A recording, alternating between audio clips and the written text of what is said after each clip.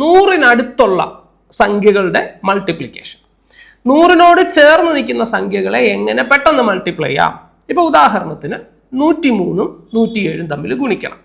അപ്പോൾ 100-നേക്കാൾ 103 എത്ര കൂടുതലാണ്?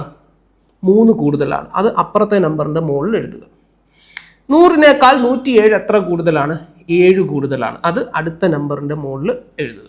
അതായത് ഓപ്പോസിറ്റ് നമ്പറിൻ്റെ മുകളിൽ ഡിഫറൻസ് എഴുതുക. അപ്പോൾ 103 എന്ന് പറയുമ്പോൾ 100-നേക്കാൾ 3 കൂടുതലാണ്. അത് 103ൻ്റെ മുകളിൽ എഴുതരുത്, അപ്പുറത്തെ നമ്പർ നമ്മുടെ രേഖ നമ്പറായിട്ടാണല്ലോ ഗുണിക്കുന്നത്, അതിൻ്റെ മുകളിൽ എഴുതുക. 107 എന്ന് പറയുമ്പോൾ 100-നേക്കാൾ 7 കൂടുതലാണ്. അത് ഇപ്പുറത്തെ നമ്പറിൻ്റെ മുകളിൽ എഴുതുക. ഓക്കെ. ഇനി ഇത് തമ്മിൽ നിങ്ങൾ കൂട്ടി നോക്കിക്കേ. ഈ 103ഉം 7ഉം കൂടെ കൂട്ടിയാലും നിങ്ങൾക്ക് 110 കിട്ടും. 107ഉം 3ഉം കൂടെ കൂട്ടിയാലും 110 കിട്ടും അല്ലേ? ഈ രണ്ട് സംഖ്യകൾ തമ്മിൽ കൂട്ടിയാലും നിങ്ങൾക്ക് 110 കിട്ടും. ആ 110 അങ്ങോട്ട് എഴുതുക. പിന്നെ ഈ 7നെ 3 കൊണ്ട് നിങ്ങൾ ഗുണിക്കുക. 7നെ 3 കൊണ്ട് ഗുണിക്കുക. എത്ര കിട്ടും? 21. അതേപോലെ ഇപ്പോൾ അടുത്ത എത്ര ആയിരിക്കും? 104ഉം 108ഉം. 100-നേക്കാൾ 104 എത്ര കൂടുതലാണ്? 4 കൂടുതലാണ്. അപ്പോൾ ഇപ്പുറത്തെ നമ്പറിൻ്റെ മുകളിൽ അത് എഴുതുക. 108 എന്ന് പറയുന്നത് 100-നേക്കാൾ 8 കൂടുതലാണ്. ഇപ്പുറത്തെ നമ്പറിൻ്റെ മുകളിൽ അത് എഴുതുക അല്ലേ? എന്നിട്ട് ഇനി എന്ത് ചെയ്യുക? ഇനി 104ഉം 8ഉം കൂടെ കൂട്ടിയാൽ നിങ്ങൾക്ക് എത്ര ആയിരിക്കും കിട്ടുക? 112 ആയിരിക്കും കിട്ടുക അല്ലേ? അതേപോലെ 108ഉം 4ഉം കൂടെ കൂട്ടിയാൽ 112. ഇനി എന്ത് ചെയ്യുക? ഇത് തമ്മിൽ ഗുണിക്കുക. 8നെ 4 കൊണ്ട് ഗുണിച്ചാൽ എത്ര കിട്ടും? 32 എന്ന് നിങ്ങൾക്ക് കിട്ടും.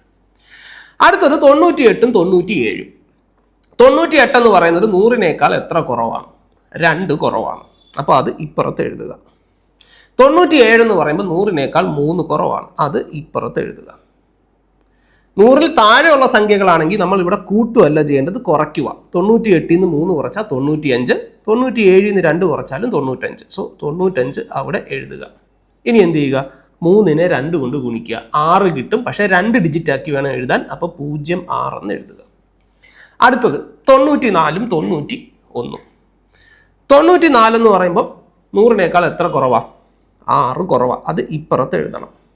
91 എന്ന് പറയുമ്പം 100-നേക്കാൾ എത്ര കുറവാണ്? 9 കുറവാണ്. അത് ഇപ്പുറത്ത് എഴുതണം. ഇനി 94ഉം 9ഉം കൂടെ കുറയ്ക്കുക. എത്ര കിട്ടും?